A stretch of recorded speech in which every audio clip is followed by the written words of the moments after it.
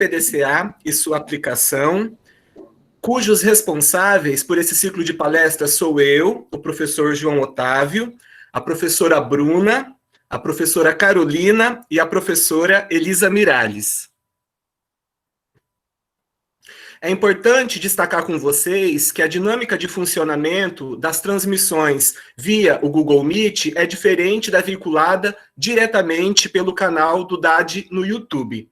Posteriormente, a gente vai disponibilizar essa transmissão também no canal do departamento no YouTube. Então, é essencialmente importante que durante toda a transmissão vocês deixem o microfone e a câmera fechados, tá? Nossa comunicação, ela se dará exclusivamente pelo chat. Então, vocês podem inserir comentários, questionamentos, que ao final da transmissão, ao final da minha fala, melhor dizendo, eu, a professora Bruna, a professora Carolina e a professora Elisa estaremos dando uma atenção e respondendo estes questionamentos na medida do possível.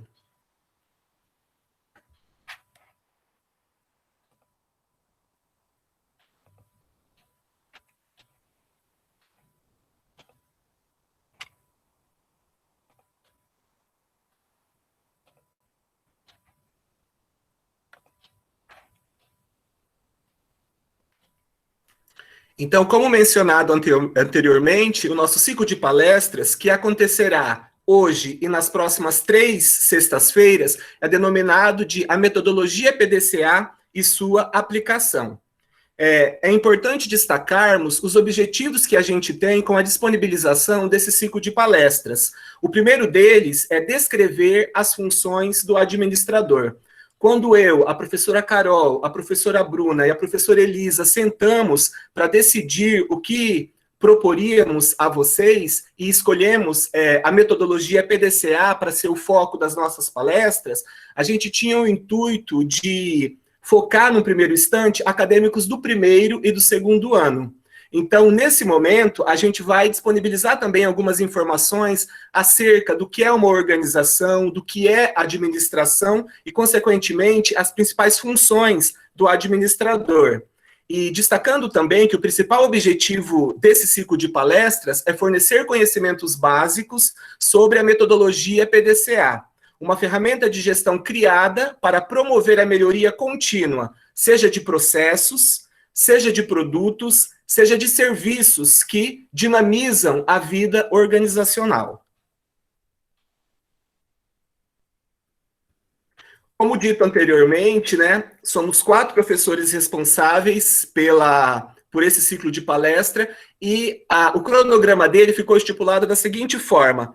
Hoje, então, eu sou o responsável de falar para vocês sobre as funções do administrador, a metodologia PDCA no dia a dia organizacional, dando mais uma perspectiva de introdução à metodologia PDCA.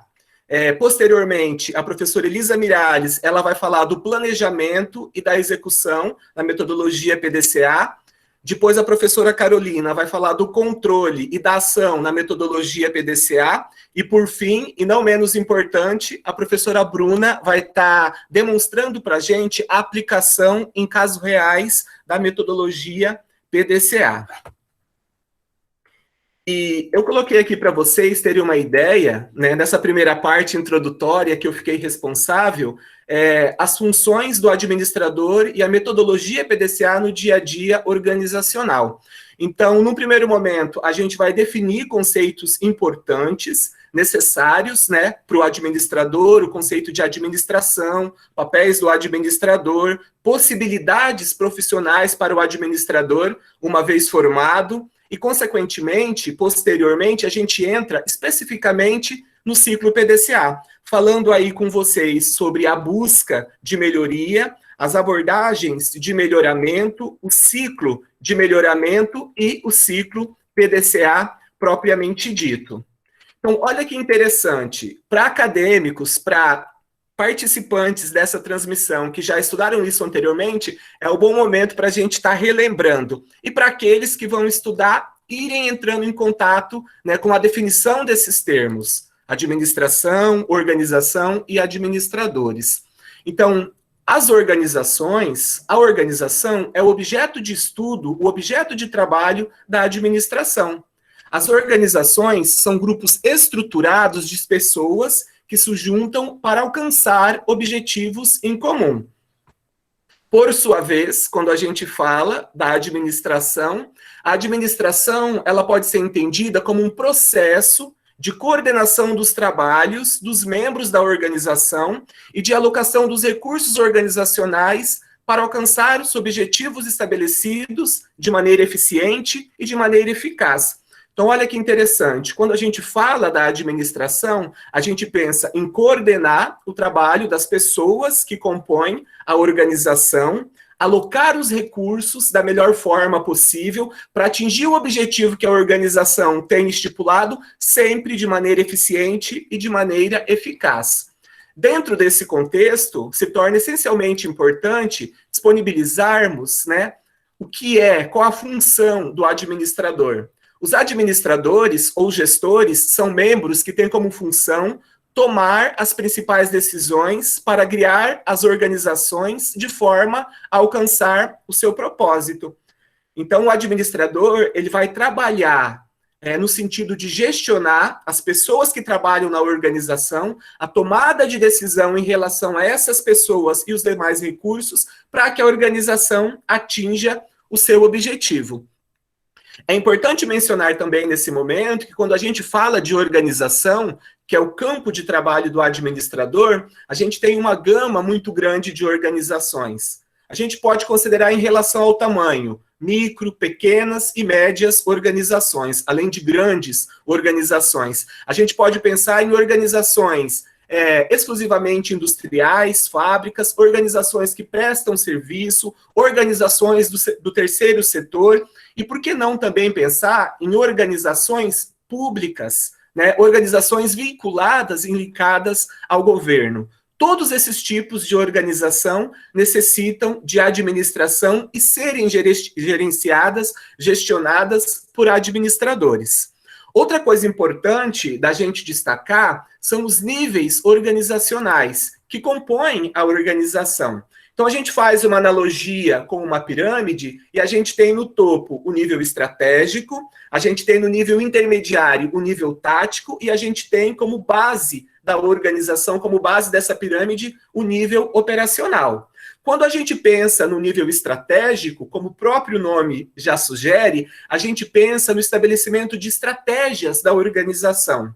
Então, os gestores, os administradores que ocupam essa posição dentro da dinâmica organizacional, eles vão pensar na possibilidade de estabelecer estratégias para a organização efetivá-las. Então, onde a organização está nesse momento e onde a organização pretende chegar no futuro. Então, ela vai estabelecer as possibilidades estratégicas que a organização vai percorrer aí no contínuo do tempo. No nível tático, a gente se refere a cada uma das áreas funcionais, RH, marketing, finanças, que devem corroborar e ajudar que o nível estratégico estabelecido pela alta cúpula, no nível estratégico, se torne realidade. E, por fim, a gente tem o nível operacional. Então, no nível operacional, diz respeito mais à tomada de decisão e aos trabalhos do dia a dia. E olha que interessante, é extremamente importante que haja um alinhamento entre o nível estratégico, o nível tático e o nível operacional. Então, tudo aquilo que é feito no chão de fábrica, no dia a dia da organização, deve corroborar, deve fortalecer os objetivos intermediários e, por fim, os objetivos de longo prazo da organização. Resumidamente, quando a gente fala do nível estratégico, a gente fala de longo prazo e uma responsabilidade da alta cúpula. Quando a gente fala do nível tático, a gente fala de médio prazo e uma responsabilidade dos diretores, dos responsáveis por cada departamento e por cada setor. E quando a gente fala do nível operacional, a gente fala especificamente dos supervisores que trabalham no chão de fábrica. Outra coisa extremamente importante que merece um destaque são as funções principais da administração, que é planejar, organizar, dirigir e controlar. Quando a gente pensa na atividade de planejamento, eu tenho que fazer uma análise do presente momento, da atual circunstância da organização, uma análise do contexto interno e externo à organização e estabelecer onde a organização quer chegar. Quando a gente fala da função organizar, eu tenho que departamentalizar a organização para que, consequentemente, o poder, a hierarquia, a responsabilidade fiquem pulverizados, né? Uma ferramenta muito utilizada que traz à tona essa função de organizar é o organograma. Então, olhando o organograma, a gente tem um vislumbre de como a organização ela está dividida, ela está setorizada e como o poder, a responsabilidade e a hierarquia se dinamizam dentro desse contexto organizacional. Dirigir é uma função extremamente importante, né? O administrador e as organizações são constituídas por pessoas. Na verdade, o administrador trabalha com pessoas, então é necessário que essas pessoas estejam motivadas, engajadas dentro da dinâmica organizacional.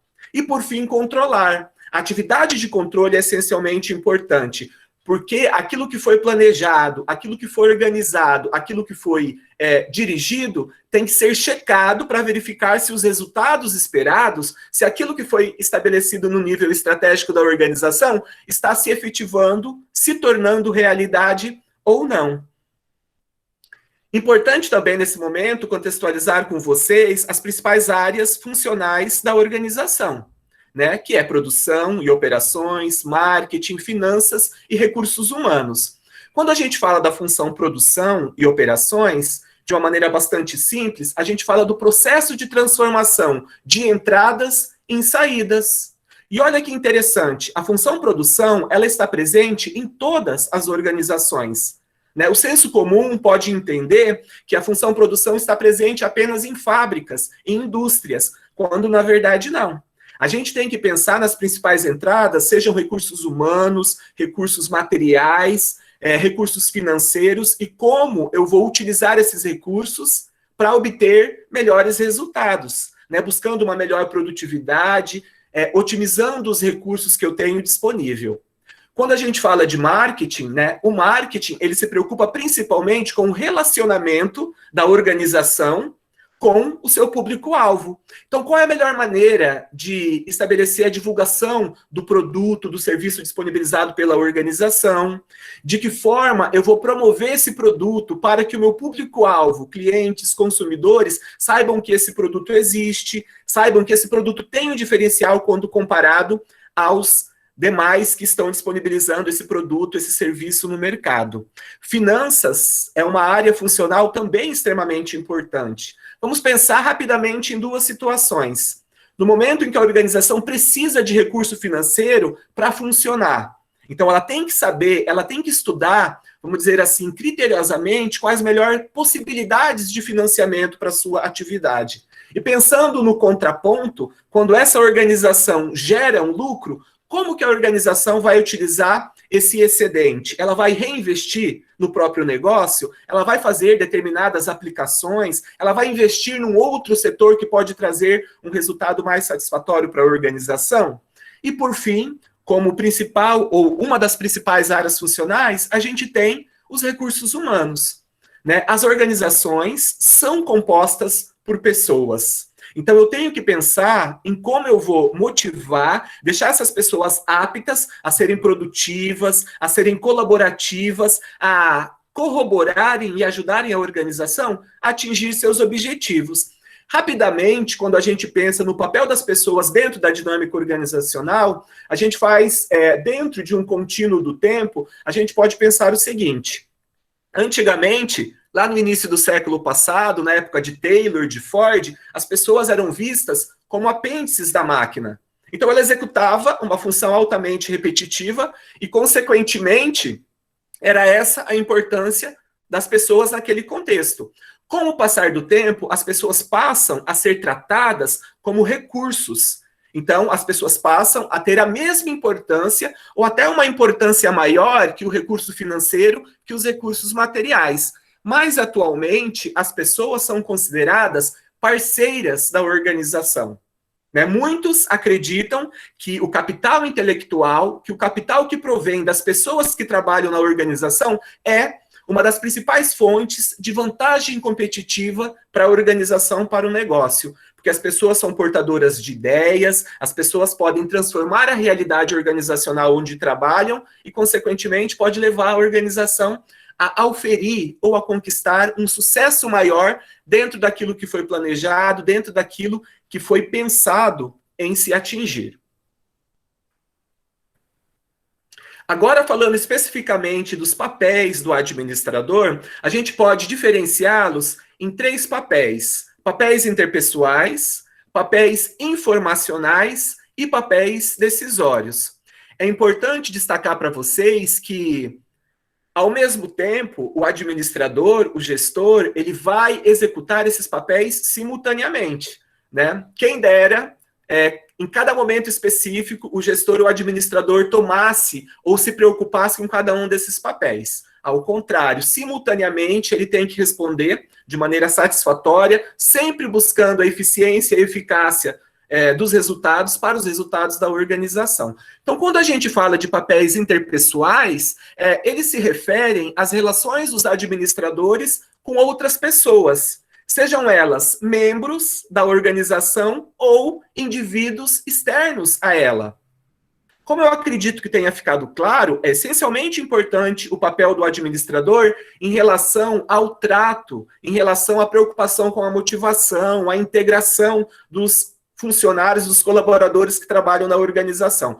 Mas o administrador, muitas vezes, ele vai executar negociações com fornecedores, com intermediários de marketing, atacadistas, varejistas, ou até mesmo ele tem que se preocupar, né, com essa interpessoalidade com o público-alvo da organização. No caso de uma organização privada, com seus clientes, com seus consumidores. Né? Uma outra gama de papéis extremamente importantes aí para a função do administrador são os papéis informacionais. Os papéis informacionais envolvem a coleta, né, o processamento e a comunicação de informações e representam um dos aspectos mais importantes do trabalho do administrador. Cabe uma ressalva aqui nesse momento, que quando a gente fala desse papel informacional do administrador, há uma gama muito grande de informações que batem a porta da organização na atualidade. Então, o administrador ele tem que filtrar quais são as informações mais importantes para direcioná-lo na tomada de decisões. E, por fim, a gente tem os papéis decisórios. Olha que interessante. Quando a gente fala dos papéis decisórios, eles envolvem todos os eventos que implicam a tomada de decisão, considerada a essência do trabalho do administrador. Eles estão relacionados com a forma como o administrador utiliza a informação para a tomada de decisão. Então, lembrando do conceito de organização, de administração que a gente falou anteriormente, todas essas decisões, elas devem estar alinhadas com o movimento, com a perspectiva estratégica da organização. Então, a gente tem que saber e tem que ter muito claro que esses papéis interpessoais, informacionais, decisórios, executados pelo administrador, eles vão acontecer a todo momento, eles exigem do administrador posicionamentos a todo momento dentro do contexto da estrutura organizacional. E a gente abre aqui também uma ressalva para falar das possibilidades profissionais do administrador, uma vez que ele se forme. Então, vocês optaram por fazer o curso de graduação em administração. Quais são as possibilidades profissionais que o administrador, uma vez formado, tem para a sua vida? Eu acredito que muitos saibam, pelo menos deveriam saber isso, mas vale a pena um comentário. Então, o administrador, ele pode trabalhar em organizações, ele pode administrar essas organizações. E olha que interessante, como eu tinha dito anteriormente, independente de qual organização ele venha trabalhar, ele pode administrar uma microempresa, ele pode ser o próprio empreendedor do seu negócio, ele pode administrar uma média, ele pode administrar uma grande organização, ele pode administrar uma organização do terceiro setor e assim por diante. Ele pode administrar uma organização industrial, uma fábrica, uma prestadora de serviço. Todas as organizações, sem exceções, necessitam de um gestor, de um administrador. Uma outra possibilidade de atuação profissional para o administrador é a consultoria.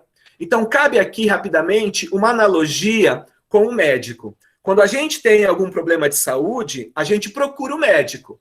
A gente fala quais os sintomas que a gente está passando em virtude desse problema de saúde, o médico faz um diagnóstico e, consequentemente, ele identifica as causas desse problema e propõe tratamentos. Quando a gente pensa no consultor, o raciocínio é o mesmo. Então, uma vez que a organização se encontre em determinado momento em problema, ela vai procurar o consultor vai fazer um diagnóstico, vai identificar a causa e vai propor soluções para essa organização.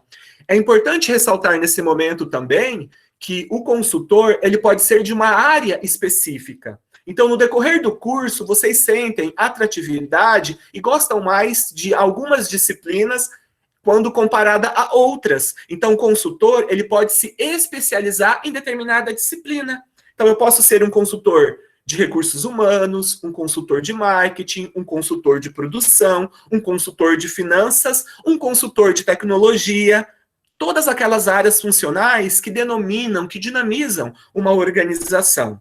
Olha que interessante, eu também posso ser um consultor dentro de um nicho de mercado, de um ramo específico de negócio.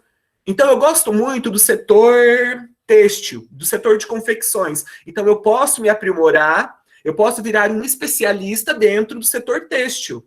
Não, eu gosto mais do setor alimentício. Eu posso me especializar em organizações que trabalham no setor alimentício de uma maneira mais ampla, de uma maneira mais específica. Então, as organizações, muitas vezes, precisam desses profissionais para socorrê-las em momentos de necessidade.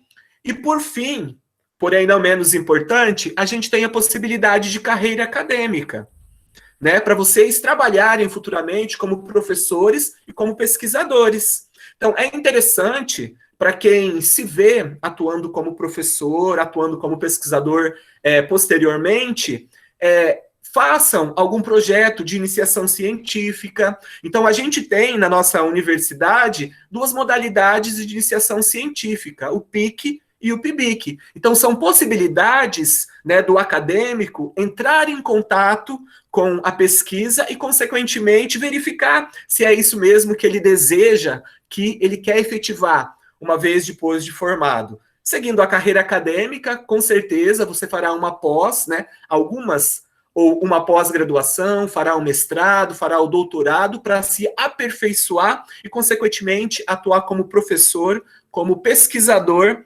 posteriormente. E olha que interessante.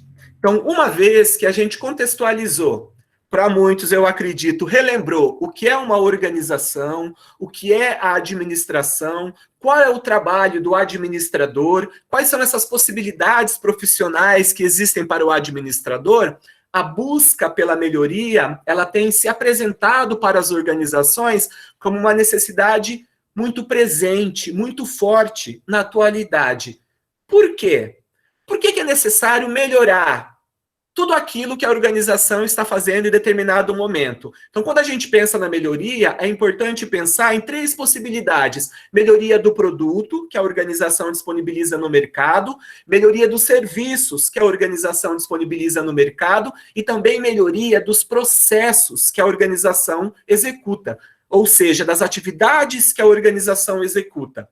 Então, raciocinando um pouquinho, é fácil chegar numa resposta.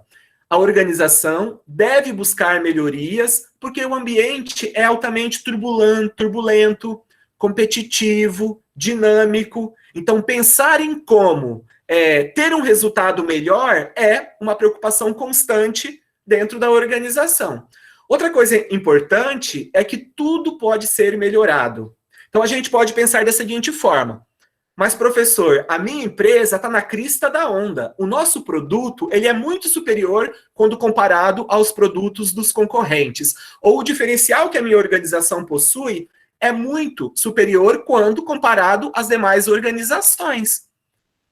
Só que, se a gente se acomoda, né, com esse ambiente altamente, com as informações disponibilizadas, com ferramentas que disponibilizam a possibilidade de outras organizações superarem os seus próprios resultados, a gente pode ficar para trás.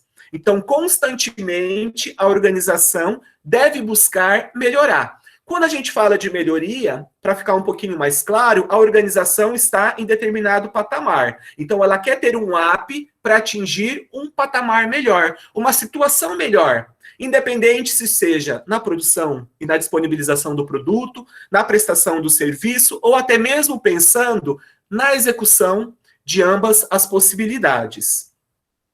Todos os processos, produtos e serviços precisam, de alguma forma, de medida de desempenho, como pré-requisito para melhoramento. Então, olha que interessante, né? Eu tenho que estabelecer essa possibilidade de eu galgar um resultado melhor, mas eu tenho que saber em quê. O nosso produto melhorou. Apenas dizer isso não traz muita informação para o administrador tomar melhores decisões dentro da dinâmica organizacional. Eu tenho que saber em que a organização está melhorando ou, por que não, algumas vezes esteja piorando. Então, como medidas de desempenho importantes, a gente tem a qualidade, a gente tem a velocidade, a confiabilidade, a flexibilidade e o custo, dentre outras. Essas são as principais medidas de desempenho. Qual delas é a mais importante para o meu negócio? Essa pergunta é essencialmente importante. Não adianta o administrador, sozinho, dentro das paredes da organização, acreditar que a velocidade é o critério mais importante.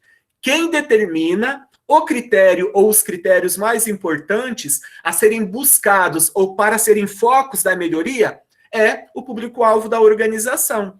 Às vezes, o produto disponibilizado é muito semelhante ao produto dos concorrentes. Então, eu posso ganhar uma vantagem competitiva focando a questão do prazo de entrega, ou seja, da velocidade. Então, é muito importante esse contraponto, né, do que a gente tem feito e estamos fazendo internamente dentro da organização, mas como está o mercado externo, principalmente o público-alvo da organização. Possivelmente, analisando dessa forma, a organização efetivará e alcançará melhores resultados, né? Então, a gente tem que sempre ter em mente, né? A função da administração é coordenar as pessoas que trabalham na organização, alocando da melhor forma possível os recursos que ali existem, recursos financeiros, recursos materiais, recursos humanos, para atingir o resultado a que ela se propõe. E necessariamente esse resultado perpassa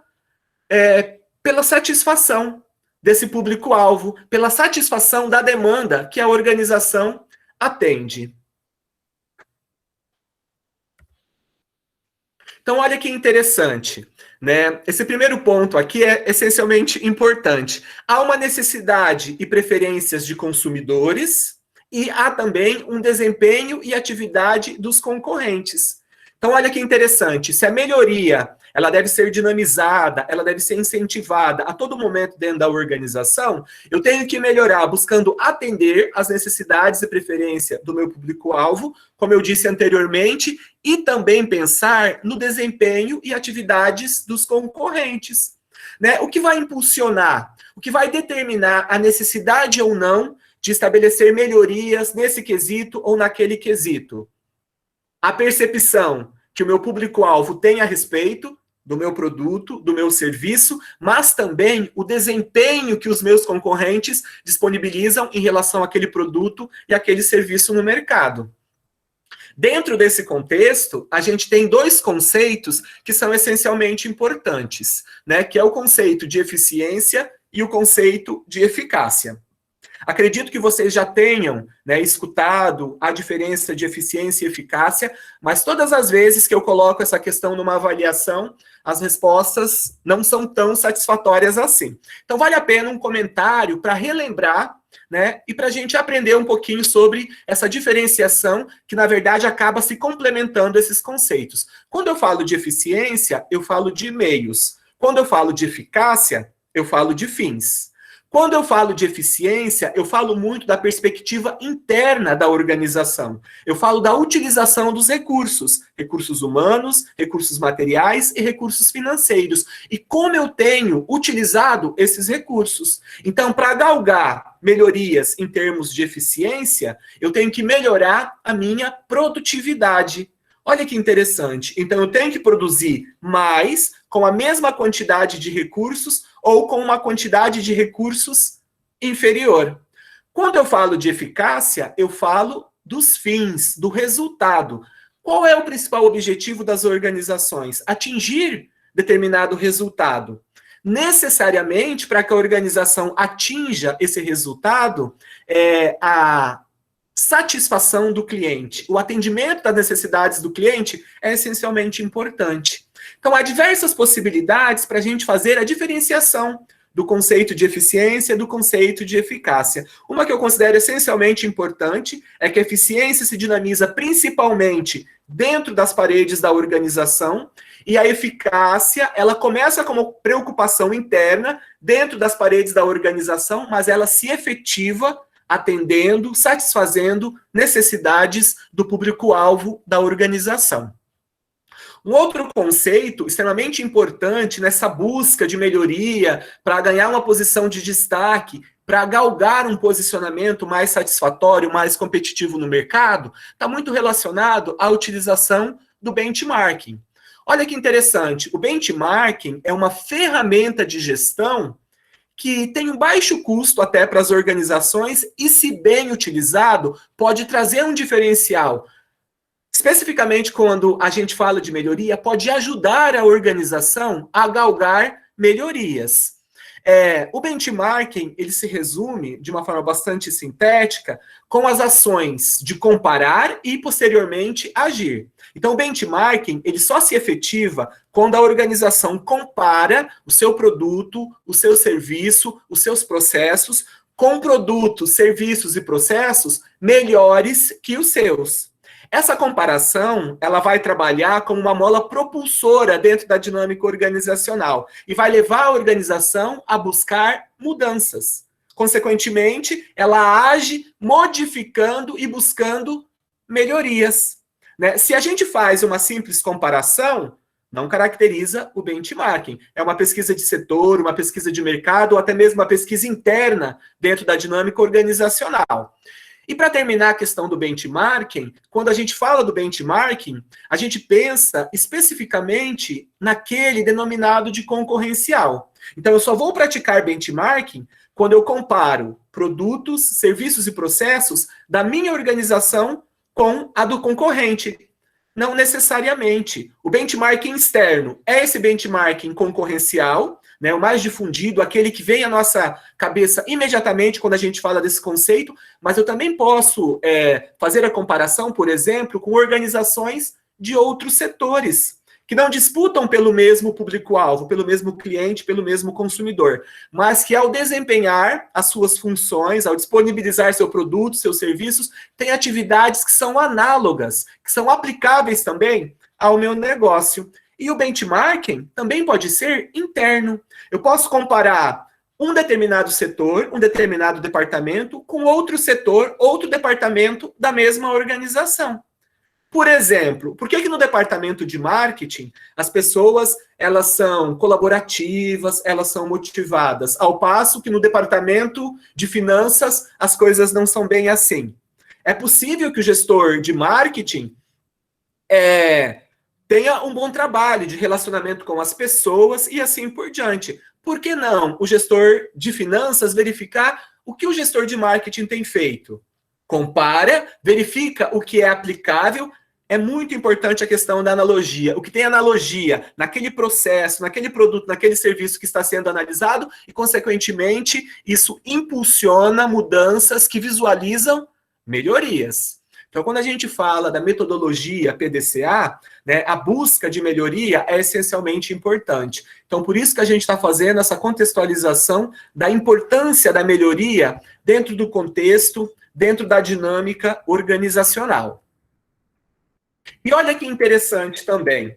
Quando a gente fala de melhoramento, então eu acredito que até esse momento tenha ficado bastante claro para vocês que o melhoramento deve ser uma preocupação constante do gestor, do administrador, independente em que tipo de organização ele trabalhe, independente em que nível organizacional ele esteja alocado também dentro da organização.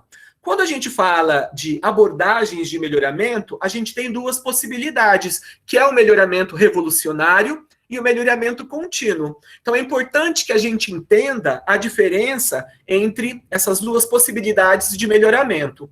O melhoramento revolucionário, ele é uma mudança grande e dramática na forma como as coisas são feitas.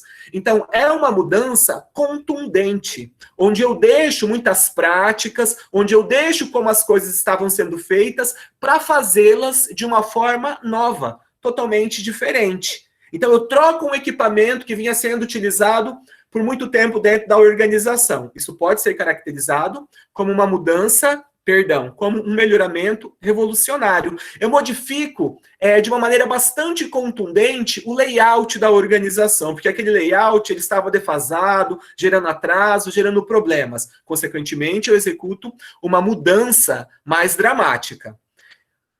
Em contrapartida, a gente tem o melhoramento contínuo. E olha que interessante, mais e menores passos de melhoramento incremental. Então, se no melhoramento revolucionário eu tenho uma mudança abrupta, uma mudança forte, o melhoramento contínuo, ele vai mudando aos poucos, ele vai mudando de uma maneira gradual, ele vai mudando de uma maneira constante a realidade organizacional. E olha que interessante, a metodologia PDCA é melhoramento contínuo. Eu trouxe aqui para vocês esse quadro de Slack, Chambers e Johnston, que diferencia bastante, caso não tenha ficado claro para vocês, a diferença entre melhoramento revolucionário e melhoramento contínuo. Dentre todas essas características que diferenciam um melhoramento do outro, a que eu considero mais importante é a orientação de esforços. Olha que interessante. O melhoramento contínuo tem uma orientação de esforços, um foco muito grande nas pessoas. Se eu foco as pessoas, eu tenho que conscientizá-las, eu tenho que sensibilizá-las da importância que elas têm dentro da dinâmica organizacional. Eu tenho que trazer as pessoas para essa busca de melhoria. Não adianta ser algo imposto. As pessoas, os funcionários, os membros da organização, de acordo com a definição que a gente tratou anteriormente, eles devem comprar a ideia de que há a necessidade de buscar constantemente o melhoramento. E olha que interessante, independe, pessoal, do que a pessoa faz, em que nível estratégico ela esteja alocada, sempre é possível melhorar, como a gente falou anteriormente. Então, caracterizando rapidamente o melhoramento contínuo, ele é de longo prazo e não dramático, como a gente falou anteriormente. Ele é caracterizado por passos pequenos. Em virtude de não ser dramático, eu vou mudando aos poucos. A mudança, ela é contínua e incremental. Ela é gradual e constante. Olha que legal. Pede o envolvimento de todos os membros da organização, sem exceção. A abordagem, ela está baseada, ela está calcada no coletivismo, né? Os riscos, eles são mais dispersos, porque se eu não faço uma mudança drástica, grande, eu faço pequenas mudanças e, consequentemente, os riscos eles são mais dispersos, espalhados em vários projetos pela organização. Os requisitos práticos são pequenos investimento e grande esforço. Parece contraditório, mas não é. Eu não vou investir um vulto grande, né, um volume grande de capital, mas o esforço das pessoas é constante. Então, é considerado um grande esforço por parte dos membros da organização. A orientação é direcionada exclusivamente para as pessoas e o critério de avaliação é processo e esforços por melhores resultados. Então, é muito importante esse entendimento, né, essas características do melhoramento contínuo, porque o ciclo PDCA, a metodologia PDCA, que é o principal foco desse ciclo de palestras, visualiza essa possibilidade de melhoramento. Então, agora, falando do ciclo de melhoramento especificamente, um importante elemento dentro do conceito de melhoramento contínuo é a ideia de que melhoramento pode ser representado como um processo sem fim. Eu até grifei ali, ó, olha que interessante. É necessário que a gente entenda o que é um processo. O que é um processo? Né? Um processo é uma atividade estruturada, constituída por etapas. Há uma ordem no cumprimento, na efetivação dessas etapas.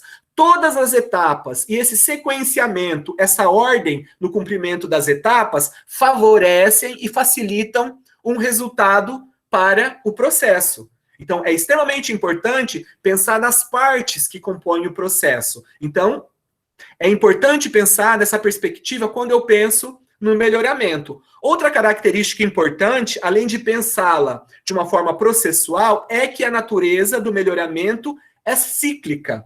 O que significa? Que o melhoramento é contínuo e é resumida pela ideia de ciclo de melhoramento. Então, uma vez terminado o ciclo de melhoramento, outro ciclo se starta, começa, e isso constantemente.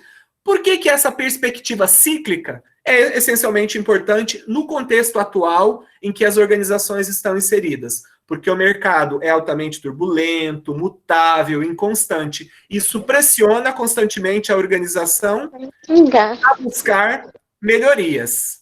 E, consequentemente, dentro desse ciclo de melhoramento, a gente tem o foco do nosso ciclo de palestras aqui, que é o ciclo PDCA. Uma metodologia que o gestor, que o administrador pode usar para galgar melhoramentos dentro da realidade organizacional. Eu coloquei aqui duas figuras e no momento que eu coloquei-as aqui, eu nem tinha pensado nisso, mas depois eu pensei e elas vieram a calhar perfeitamente. Então, a gente falou que o ciclo de melhoramento ele é caracterizado como um processo e, consequentemente, ele é executado de uma forma cíclica. Então, essa primeira figura, ela traz muito forte ali, muito claro, quais são as etapas que compõem o ciclo PDCA. Então, a gente tem o P, o Plan, a gente tem o D, o Do, a gente tem o C, o Check, a gente tem o A, o Act. E, consequentemente, a gente tem divisionado cada uma dessas etapas, a interdependência entre elas, para que o melhoramento seja alcançado. A segunda figura, por sua vez, traz muito forte essa perspectiva cíclica. Então, eu estabeleço, né, o ciclo PDCA, eu penso no P, no D, no C e do A. Termino o ciclo. Terminando esse ciclo, um novo ciclo se começa. E assim sucessivamente, né? Sempre é possível melhorar. Constantemente eu tenho que fazer análise do que está acontecendo dentro da organização na busca de melhorias. Então, olha que interessante. O ciclo PDCA ele é caracterizado como um processo e ele se dinamiza de forma repetitiva e cíclica. Eu não vou executá-lo apenas uma vez. Né? O mercado impõe pressões à organização e, consequentemente, ela tem que responder constantemente a essas pressões. Falando especificamente, né, do PDCA, das origens do PDCA, eu sempre contextualizo com os alunos que é extremamente importante a gente entender o surgimento, né, que, consequentemente, a gente entende melhor o assunto, o tema, no caso específico aqui, a metodologia que estamos discutindo, né? Shillhart e Demen são os responsáveis pela metodologia PDCA. Ambos são considerados gurus da qualidade. Quando a gente estuda, né, a questão da qualidade dentro da dinâmica organizacional, a gente estuda alguns estudiosos, pesquisadores que são considerados gurus. E esses dois são considerados gurus da qualidade. O ciclo PDCA ele foi criado inicialmente por Shillhart em 1939, modificado por Demen em 1950 e contou com a interpretação japonesa em 1951, conduzindo para a abordagem metodológica Plan, Do, Check e Act. Olha que interessante, o PDCA ele cria muita força na década de 50 no Japão. Então, quando a gente estuda, principalmente, a filosofia just in time, de uma preocupação constante por melhores resultados, por melhoramentos constantes, por uma busca superior de qualidade, necessariamente a gente fala das possibilidades que o PDCA efetivam dentro da dinâmica organizacional. Então, os japoneses, naquele momento, eles tinham, sim, uma preocupação muito forte com a qualidade e, consequentemente, com a melhor forma de execução das tarefas, dos seus processos e, consequentemente, para atingirem resultados superiores e resultados melhores. Com relação à solução de problemas, Demen desenvolveu, então, o ciclo PDCA, da forma como a gente conhece e é divulgado na maioria dos livros acadêmicos. Técnica importante na busca da qualidade. Então, olha que interessante. A qualidade, ela vem à tona. A qualidade é essencialmente importante. Ela tem ali uma preocupação muito grande por parte do gestor, do administrador, dentro aí do contexto organizacional. Como eu tinha dito anteriormente, nessa exposição de hoje, nessa nossa conversa, estamos apenas dando uma introdução à metodologia PDCA. Posteriormente, a professora Elisa e a professora Carol vão explicar especificamente cada uma dessas etapas que constituem o ciclo PDCA. Porém, a lógica de funcionamento é importante termos desde agora. Então, a lógica do PDCA é o seguinte: se o P, o plan, o D, o do e o C, o check, forem corretamente desenvolvidos, o ACT transforma-se naturalmente em melhoria. Esta é uma das mais interessantes características das ferramentas de gestão da qualidade. Agora, olha que interessante, a sua percepção, ela não está atrelada de forma intuitiva ou determinada por uma teoria necessariamente escrita de como as coisas vão acontecer naquele contexto organizacional, mas ela decorre da experiência prática de quem está praticando, executando, trabalhando o ciclo PDCA.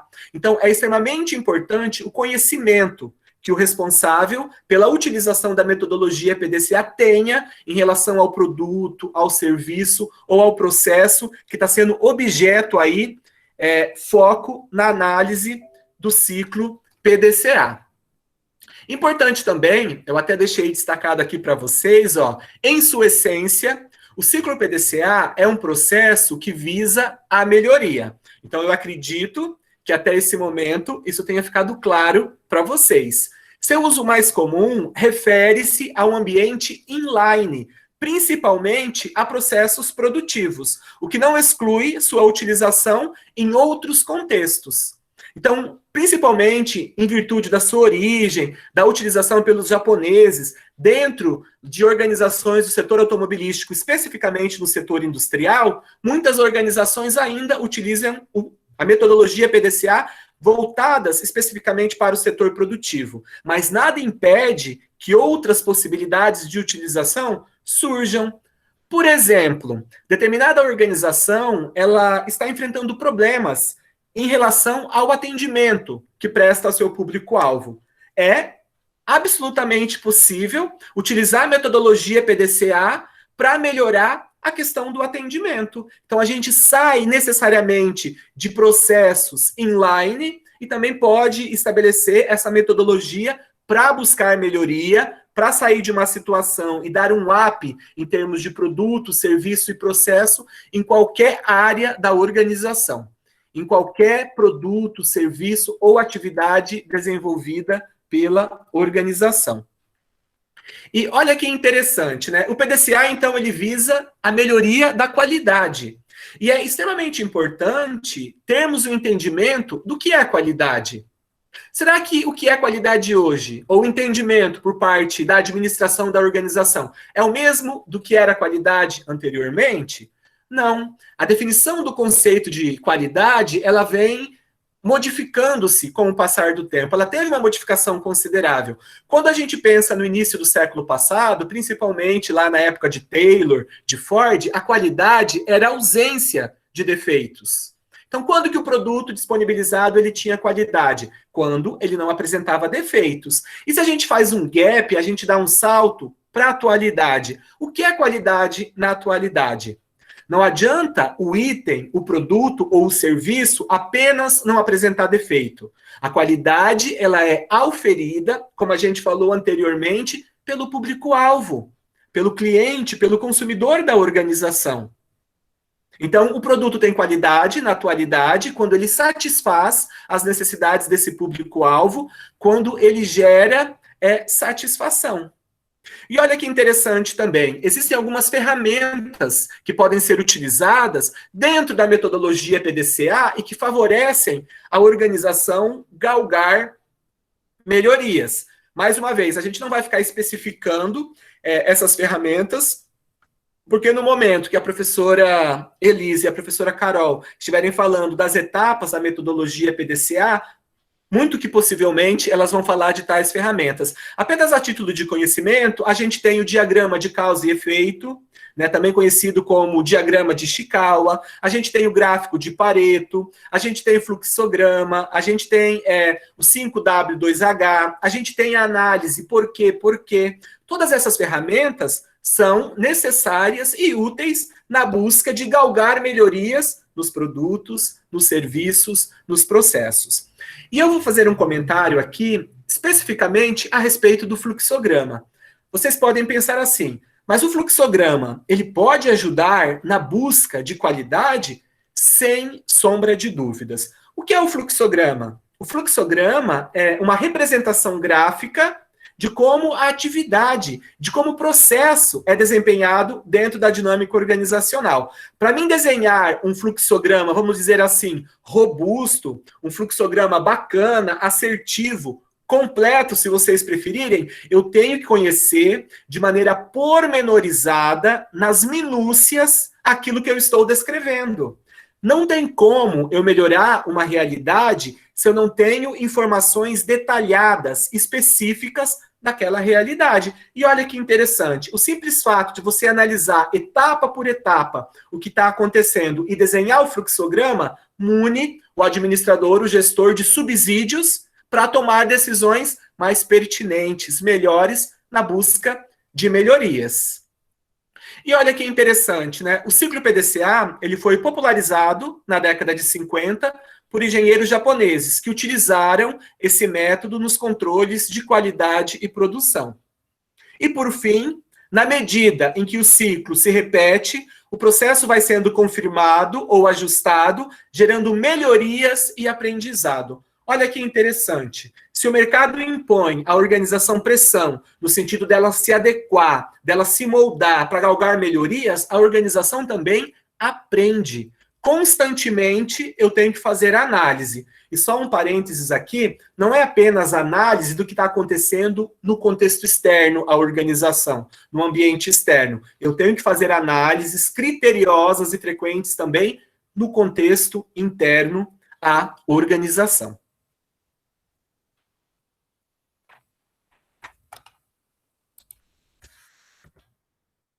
É importante ressaltar, então a gente chega aqui ao fim dessa primeira fala, então a gente estabeleceu de uma forma um tanto quanto rápida e sucinta, né? O que é organização, o que é administração, o trabalho e o papel do administrador dentro desse contexto, as possibilidades diversas que existem de organização. Falamos rapidamente também em relação às possibilidades profissionais que vocês têm, uma vez formados, né?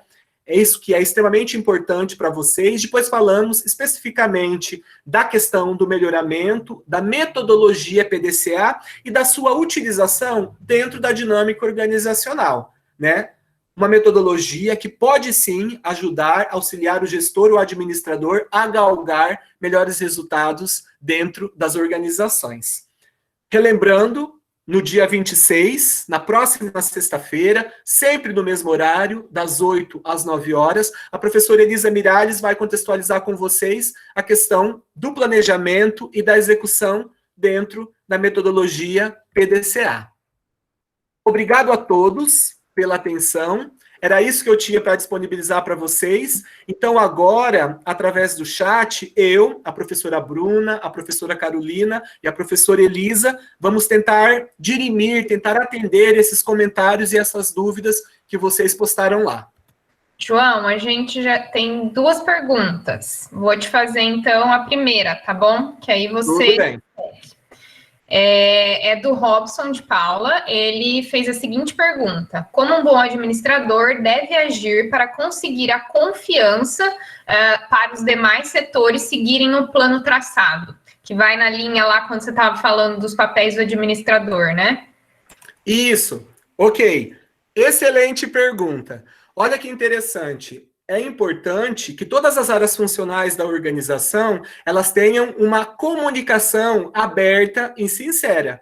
Geralmente, quando a gente pensa no relacionamento entre setores dentro da organização, há muitas contendas, a gente pode dizer assim, por exemplo, entre o marketing e entre o sistema produtivo. Encalhou produtos, não conseguiu vender a quantidade de produtos esperada. De quem que é a culpa? O departamento de marketing vai falar que o produto tinha defeitos, então a responsabilidade do sistema produtivo. Por sua vez, o sistema produtivo vai falar que o marketing não desempenhou bem a divulgação, não evidenciou qual o diferencial que esse produto tem em relação aos concorrentes. Então, eu acredito que trabalhar o processo de comunicação é essencialmente importante dentro da dinâmica organizacional. Possibilitar um canal de comunicação, vamos dizer assim, flexível, aberto, conscientizar as pessoas que o outro, por exemplo, um outro setor, não necessariamente que é a caveira do setor que ele está criticando ou ele está comentando em determinado momento, né? A organização, ela vai ter um resultado melhor quando essa perspectiva sinérgica de envolvimento de todos se efetivar.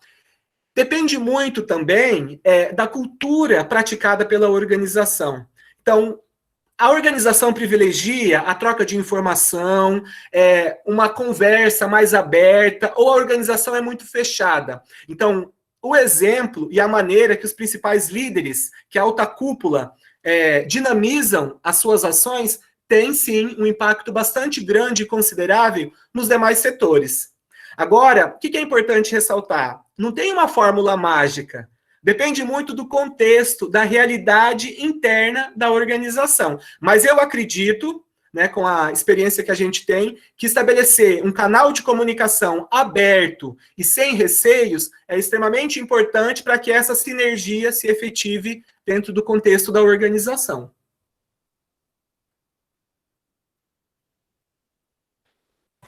Elisa, acho que é com você.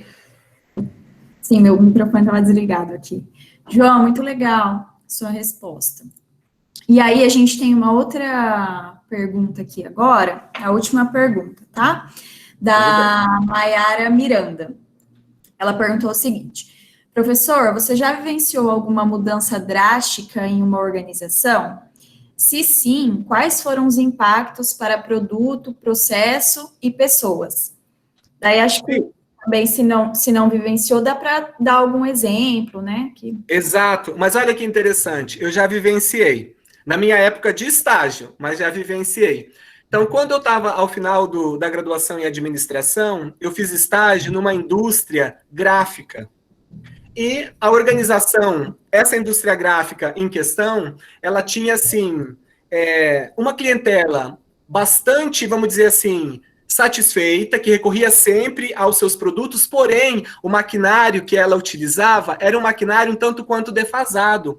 Então, os gestores, aproveitando aquele momento, vamos dizer assim, de sucesso, de lucro, resolveram trocar o equipamento. Eu não tenho certeza absoluta do preço, mas, isso lá nos idos de 2005, de 2006, era um equipamento que custava mais de R$200 mil, né? Era uma máquina que executava diversas etapas dentro do setor gráfico. Trocaram o equipamento e não capacitaram, não pensaram em fazer uma troca, vamos dizer assim, criteriosa, pensada, planejada, e, consequentemente, surtiu um efeito bastante ruim dentro da organização. Então, pedidos que até então não atrasavam, começavam a atrasar o prazo de entrega de muitos pedidos. Eu lembro, inclusive, que era um ano de política, que produzia muitos santinhos, cartazes e assim por diante. Gerou diversos transtornos para a organização. Uma vez que os funcionários, eles aprenderam a mexer o equipamento, etc. e tal, 6 meses depois, os resultados eles eram muito mais positivos. Né? O produto ganhou, principalmente em termos de possibilidade de produzir uma quantidade maior, e, consequentemente, a qualidade era a mesma ou até mesmo superior. Então, afetou diretamente essa questão do produto, mas principalmente essa percepção em relação à mudança. Então, como a gente tem falado, né, a metodologia PDCA, de uma forma geral, ela preza por essa análise, esse cuidado no momento da implementação da mudança. Se você muda, assim, num roupante de uma hora para outra e não tem preparado as pessoas, a sua infraestrutura, muito que possivelmente você vai enfrentar aí problemas que poderiam ser evitados se o planejamento tivesse sido realizado de uma maneira mais cautelosa, mais criteriosa. Mas, mais uma vez, Elise e Maiara, é muito específico da realidade organizacional. Essa organização era uma empresa familiar. Não que a empresa familiar apresente fraquezas necessariamente em relação a uma empresa mais profissionalizada, mas a forma de gestão e de tomada de decisão se efetiva de forma também diferenciada. E muitas vezes esse respaldo, essa cautela, né, esse cuidado não se efetivaram.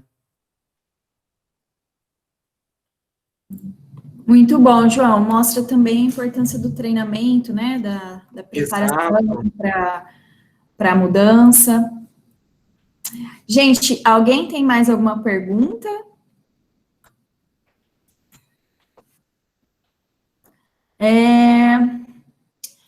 O Murilo Seiti fez uma pergunta aqui. João, vamos lá.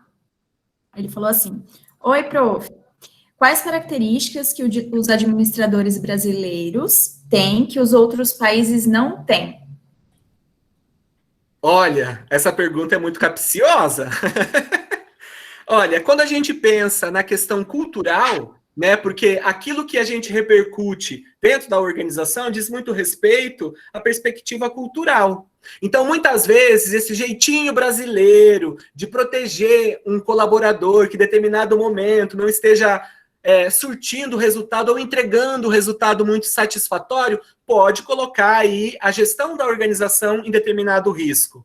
Então, eu acho assim que a profissionalização do gestor e de todos que trabalham dentro da organização é essencialmente importante.